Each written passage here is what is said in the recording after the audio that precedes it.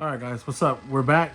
The weather's nice outside, so let's get in the garage and work on some projects.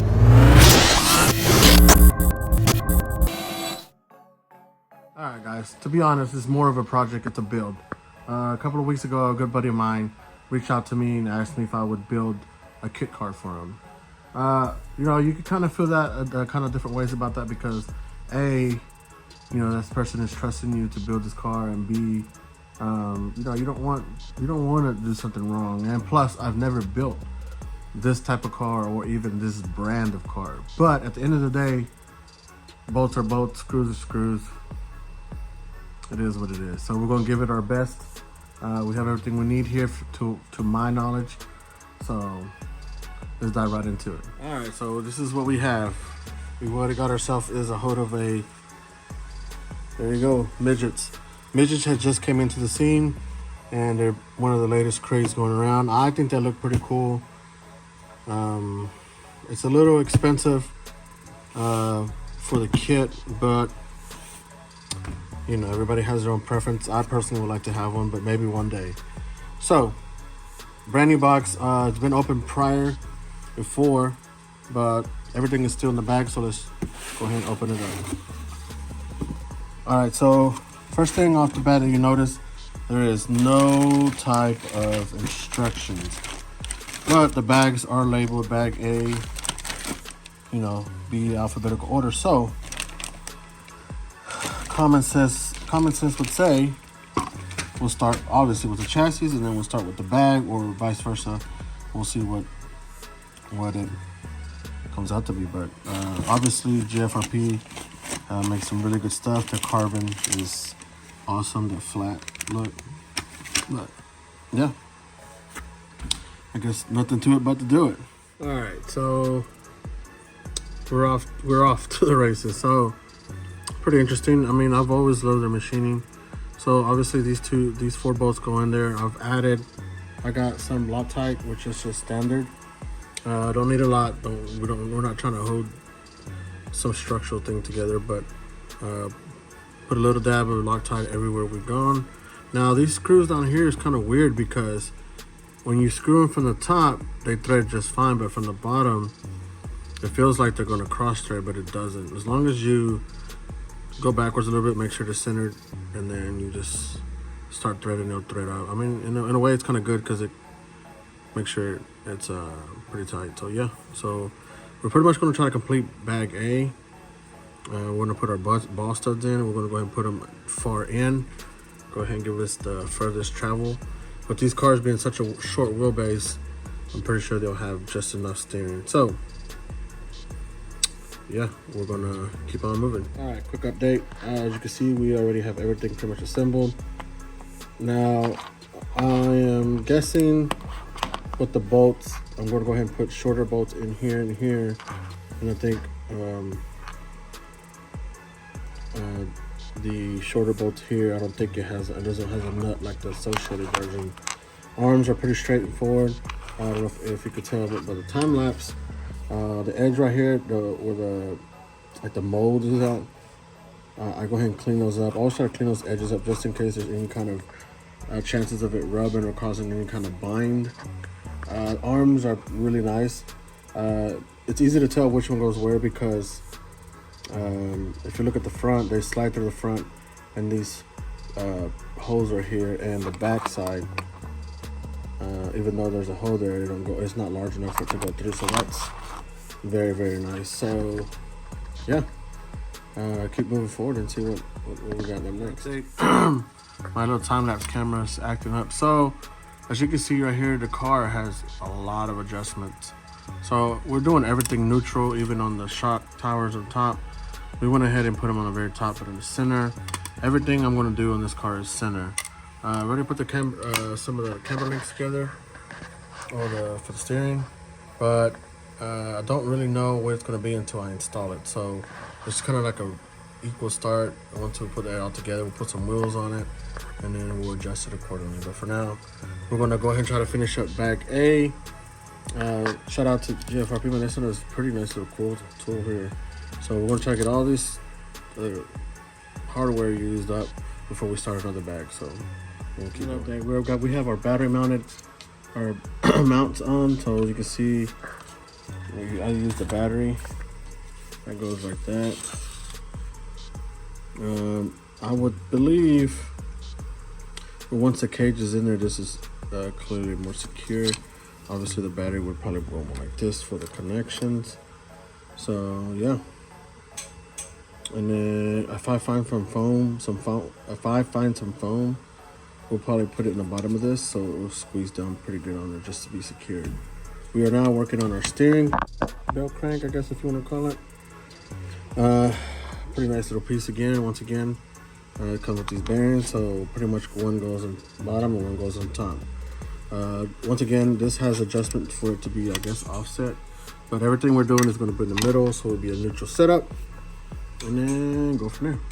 We'll check back in. We're moving along with the steering, and what I found out was, like I said, we put it in the center, and I went ahead and tightened this up, but then I failed to realize that these actually go to the bottom. So you'll get the longest bolts. They run them through. Go ahead and run them up, and go ahead and run all three up. Well, actually, you would have bolt these in first. Run them through the eyelets, bolt them up, and then this. We would went ahead and run the stud up. So I thought we could just set, and this is all the way in. So we're kind of just preparing for the future. Yeah. To my understanding, with some photos to the internet, and everybody was like Cody. Shout out to Cody for helping me out. He built one for himself. So we're kind of going off of that with these coming in this way. Obviously, I'll dig a little bit further into it, and if I see anything different, we'll change it up. All right, so we're pretty much at a stopping point for bag A. I'm kind of suspicious about these mounts for the servo. I'm thinking these may go the other way around, and the servo will be on this side. It's a weird angle, but yeah. But we'll figure that out. Might have to throw a servo on there and figure it out. But for now, we got everything installed. And it's time to move on to bag B. Bag B contains front hubs, just everything, steering, hardware. That would be the turnbuckles. So yeah, get back into it. So far, so good. Obviously, these doesn't seem that there is a left or right on this. Let me just focus on. All right, this doesn't seem like there's a left or right to it, or up and down. So go ahead and put our bearings in, and we'll go ahead and put this in there. Put some Loctite on the back side, keep it nice and tight. These, I don't know what you want to call these, not ferrules, but guides. Will go on the inside, one there, and then this will go in there with some bolts. So just jump into that. All right, so we pretty much have this assembled. The way we're making it is, if you can tell, the insert right here, this pill insert, will go in the front. So if you look at the other side, this one goes like this on the other side, and then we'll slide that pill. And you have these arrangement of pills. You can change your kick up. We're going with the 0 center. There's really no reason to start off with anything other than that. We're going to keep the car neutral. And then obviously, this is how your Ackerman stuff goes, like this. When we put the camber link, one of the camber links, a knuckle or steering link, whatever you want to call it. So we're going to put it right in the middle as well. So yeah, so this was gonna go like this. This car is made for a lot of adjustment, but you can see there's 2 holes. You can do this side or that side. We're gonna go ahead and do it on the outside. And why I wanna do that is to keep both, we're gonna make the front of the car wider. So like that, it will help it keep it kind of balanced as it goes forward. A little bit more stable. And then, yeah, we'll keep moving forward. We're gonna go ahead and assemble this side. I'll show you here in a minute before we move on to the other, and then we're just gonna repeat this side over here. Yeah, pretty interesting. All right, so one thing I want to point out is when you put these screws in here, the top and bottom, it has those little metal inserts in there, aluminum inserts. You don't necessarily have to tighten these up down. This is plastic, and the type of screw that's in there, the plastic will help you keep it in there. So it just comes down to the point, if you tighten this too far or too much, it might compress it and it might cause it to bind. So ultimately we want this to be moving and free, so there's no binding, no restrictions. Also right here, we made sure we put enough Loctite in. We didn't flood it or nothing, there's no reason for that, but we just made sure we had it sufficient because we don't want our hubs to flying off and then causing more problems. As you can see, we already got this one installed pretty good. So far I love this build, it's pretty good. So let's keep moving.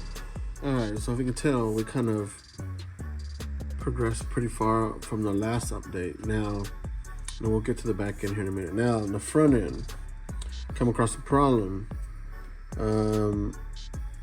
I tried to put these on and this bulkhead was on backwards. So when it put it the other way, the space between the shock tower and this right here at the end of the turnbuckle would not work. So I started looking at some pictures, looked online, we had the bulkhead on backwards. So now it gives us the space, everything looks more proportional geometry wise. So yeah, we're in it. This is my first time putting together a car from scratch. Not first time, but one of these cars, a GFRP. So I don't know their cars, and then I don't know this Midget car either. So yeah, like I said, there's no instructions. The biggest thing that I've been finding out is the screws.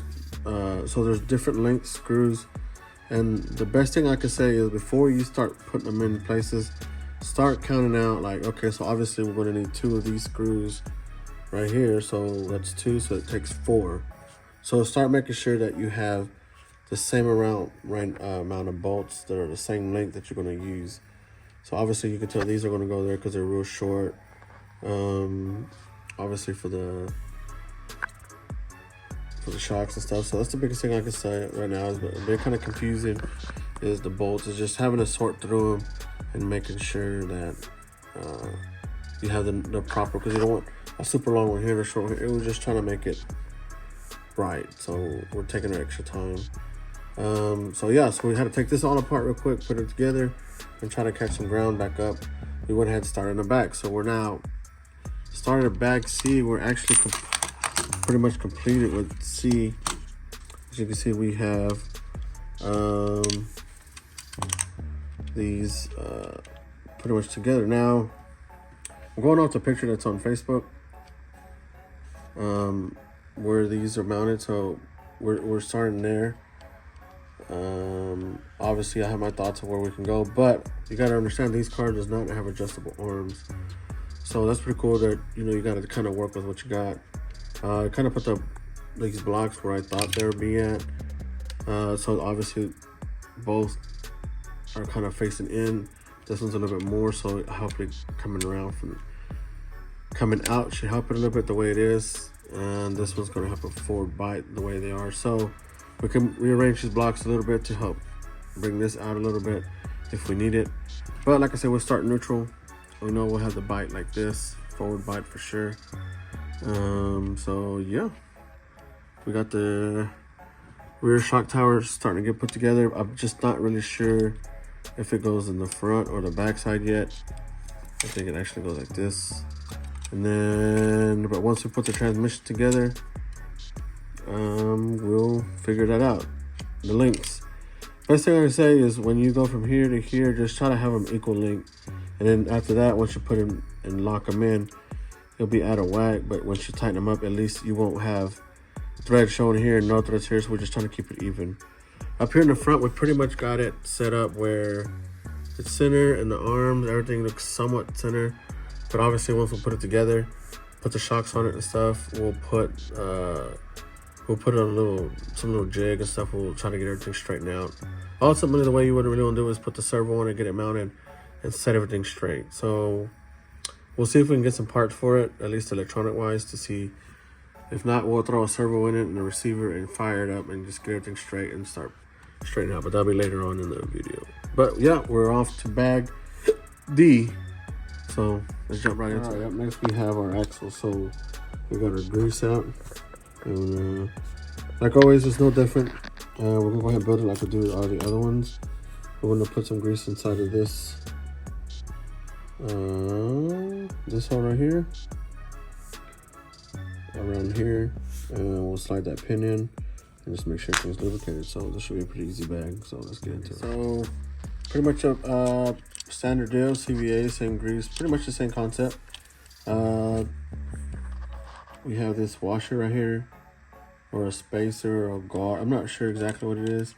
It feels to have a little bit of drag in it, but nothing bad. I did try it with the wheel on just to make sure it was good, so it was good. I think I see in the picture from the website, they didn't have it on there, so it'll be interesting to see exactly how's that affect it or how it helps it. So yeah, so we're done with this. We're gonna go ahead and move on to bag, what are we on, E now?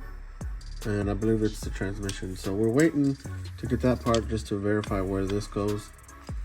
But other than that, we're pretty close, other than putting some electronics in it and get it set up. But we're almost there. So let's go ahead and jump into the transmission. All right, so yes, this is the transmission.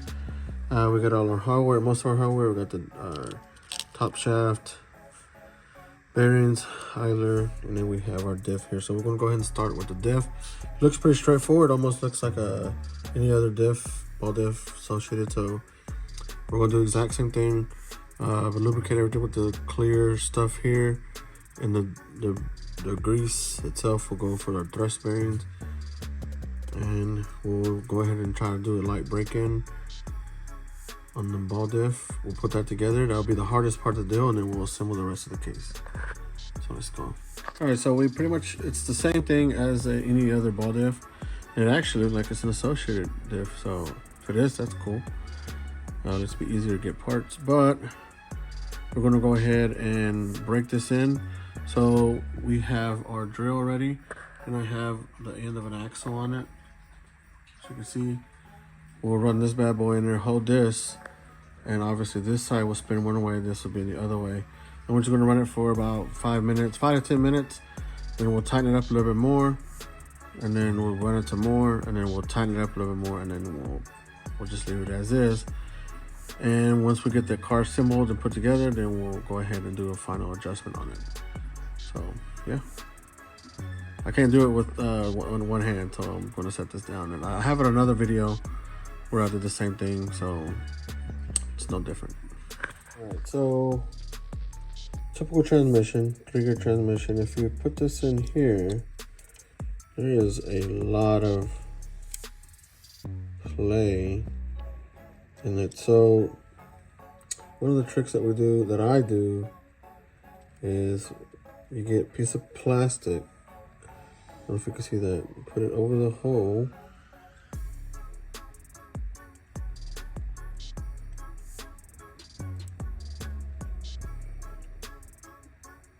right? And this plastic is just like from right there.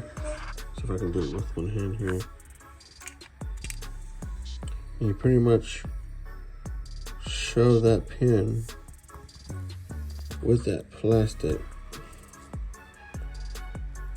It tightens it up, and then we'll just get our blade and then trim this up. Another reason really I like to do this is because if this moves, then it's going to allow it to move in between the gears and cause it to strip. It's supposed to be a 13.5 deal. I'm still trying to help the, for the better cause. So we'll go ahead and do that to it and stiffen it up. I just wanted to show y'all that. Yeah, there's really nothing really special. Obviously, the side with the hex side will go towards the right side of the car so we can adjust it, and also so it won't, because if you put it on the other side, it will unloosen itself up because you're going the wrong way. So yeah, just a little quick tip that I like to do. It's kind of odd that it's so loose, but it is what it is. All right, so another little trick that I personally do is I don't really load these up with grease. What I'll do is put some oil in it, because especially in the spec class, I can't prove this, and the thing is I'm showing you what it is that I do. So you put some oil in it, keep it nice and lubricated, and you'll have less resistance, which comes real crucial when it comes to these spec races, 13.5. So obviously oiling bearings and maybe ceramic bearings and stuff on these cars make a big difference. So it's the little small things that matter. So, and like I said, the class is 13.5, so it shouldn't be. And I do this with every single car that I have. So yeah, just thought I'd let y'all know. All right, so we figured out where the shock tower goes. It goes actually on the back side. We have everything pretty much assembled on the rear. Obviously, there's gonna go something there. None of our cameras is really set, but it looks okay. I'm pretty sure it needs to go in a little bit, but for the most part, we're there. Car's coming along pretty good. So yeah, so the next bag will be, I believe, what are we on? F. So I think it's a couple other things, shocks maybe. After the shocks, maybe a couple of brackets, and we should be pretty done. So let's try to finish this up. So I got the shocks, got the shock layout set up. So you got the body, right? As you can see, it has a stop. This O-ring goes around this edge to seal it off. These plastic goes in there. Then there's two rubbers, and then so as you can see, that one has like a lip. So that will be facing in, the two rubbers, and then this one go facing up. That goes through this. All right, for the pistons, we're gonna go 3 holes in the rear. So obviously you're gonna have to put a clip, and you can see in the shaft it has an in groove, little slot for the E-clips. So the E-clip goes first, and the piston, and another E-clip. We'll shove that through, and then at the end of the shaft we have that piece, and then we have our calipers measured out to match the other ones. So yeah, pretty interesting. So we'll put it together and show you. As you can see, we got our piston put together.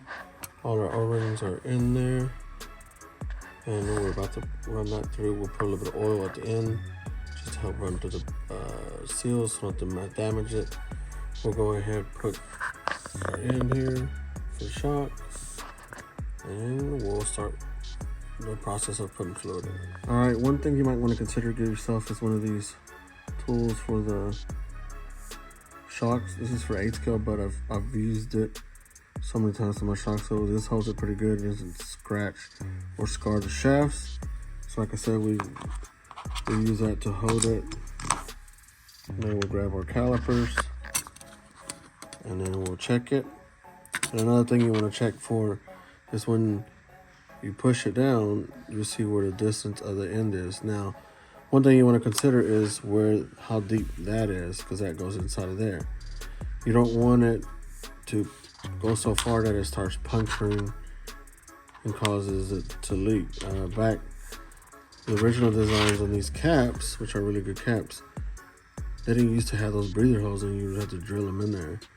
Well, now I guess now it comes with that. So if you bust a hole in this little rubber, obviously your oil will get out, and then trash and stuff and whatnot get in it. So we're gonna fill it in. What I like to do is fill it about halfway, and then cycle the shock, let it all settle in. You'll see bubbles come up.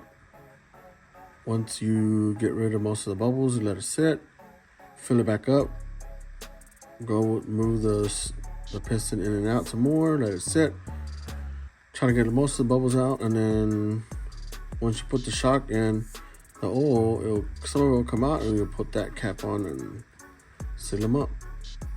That's pretty much it. All right, so there you have it. So now there's really no known where to put this, but what I try to do is try to keep the arms as level as possible. Now, the weird part about this arm right here is that this is pretty much the furthest droop it got because of the way how this chassis is. And if it goes too much further, this dog bone will come out. So try to keep everything square, along the same with the front. Obviously, there's a couple of pictures around of setups, but we're gonna go with this neutral setup. 35 fluid in the front, 35 in the rear. I'm not sure what pound spring these are, but I was gonna have to invest in some springs. But for the most part, that's what it is. I'm gonna gather up all the rest of the little parts that I have lying around. I think they said a couple extra stuff, and then put it on a little baggie, put it in the bag, in the box, and then it's onto the cage.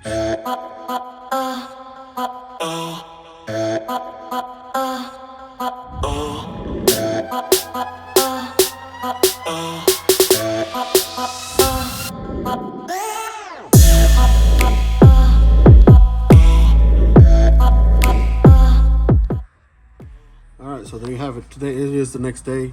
Stayed up pretty late last night. Got it all finished up. You can see that the arms and everything is off a little bit, but we'll get that addressed pretty soon. We'll get that addressed in the next video. But man, it's pretty cool. I really like it. Cage was really easy to put together. The material seems pretty durable. Real simple. We did, when we were putting the transmission in, did come and find out that I had the shock tower on the inside of the block and on the outside to get this aligned right, to get properly without so much of an angle on that shock. But let's turn it the other way around. Looks pretty good. I put a Trinity battery just to see, make sure, you know, there's different size, different kind of batteries, make sure everything's the same, fits the same. No spur gear.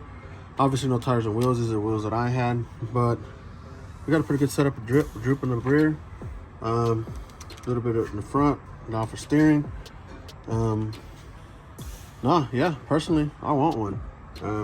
Not sure if I can justify the price for it, but either way, it's always the initial cost that is expensive, and after that, I'm pretty sure parts and stuff aren't that bad. But I have never owned one of these cars before, so yeah. The only thing I have to question is this. I can see where I might need to add some different additional shims and stuff to kind of get up and off of this servo mount. But other than that, yeah, it's complete. It's ready. We're going to get some electronics in it, whether I get it from Steve or I get some of my own extra stuff, put it in here. And the reason I want to do that so I can go and make sure that this stays center, and then get the wheels put up on the jig. Let me show you here. So yeah, we'll put these on there, put them on the wheels and try to get it all set up. But I like to do it with the servo put on. So yeah, well, as of right now, this is complete. The only issue other than instructions, right, and we talked about the boat situation earlier, is these turnbuckles. These turnbuckles, as you go further in, there's some play in these balls a little bit, and when you start getting to a point where it's too tight, they pop off real easy, and then it starts becoming a real hassle. So it got me to the point where maybe if you really wanted to go short here or short here, I don't know if this could actually do it, or maybe I need to run them in with the drill first to get them broken in. So I might do that afterward if it gets to the point where I need to do that. But other than that, definitely not a novice build, because the only reason I say that is because there is no instructions, but at the same time I understand why. Like I said, I can see why there is no instructions. This car seemed like came out pretty fast. You just kind of have to use your common knowledge of, you know, if you mess with other cars. Now, if you have never built another car before, that's where it gets kind of tricky. But other than that, I'm pretty sure I'm hoping that once there's more information out there when it comes to setup, that at least it will be put out on the website. I know some other manufacturers do that, where they have their team drivers kind of list things off. So obviously I'm not a Team GFRP driver, so there might be their own page somewhere, I don't know. But yeah, as the information comes out, I'm hoping they update everything, and maybe, I think personally, instructions at least so you know how everything goes together would help out a lot for the build. But other than that, machine work is A1. The carbon fiber, I've always loved the carbon fiber. Everything fit really nice, nothing wrong with no holes, not lining, nothing like that. Just a little confusion on the installation and no directions. But other than that, guys, that's it. We got a lot of things coming up this week, a lot of stuff behind the scenes. By the time you see this video, I will be a new father of a new baby girl, so I'll be at the hospital editing this after this. But when time you see it, I'm pretty sure I'll be back home and working on other things. There's a lot of things we're going to be doing added here to the garage. I'm not really sure if I really want to put my garage out there like that, but we're going to move some things around. We got a couple things that's come in and we want to get busy on, and we got some sprint car action coming. This next week coming up is, I believe, round 4 for the Winter Oval Series for Indy. I might go and race a sprint car for the purpose of selling it. So you'll have to watch the next video to find out which one it is. But unless I already said it, I don't know. But yeah, one's got to go. So thank you for watching. Thank you for everything. Hope you all enjoyed this build. Thank you, Steve, for trusting me with your car. I really have fun with it. Now it makes me want one even more. But we do have other options when it comes to the midgets. We might look into that. So thank you for watching. We'll see you on the next one. Peace.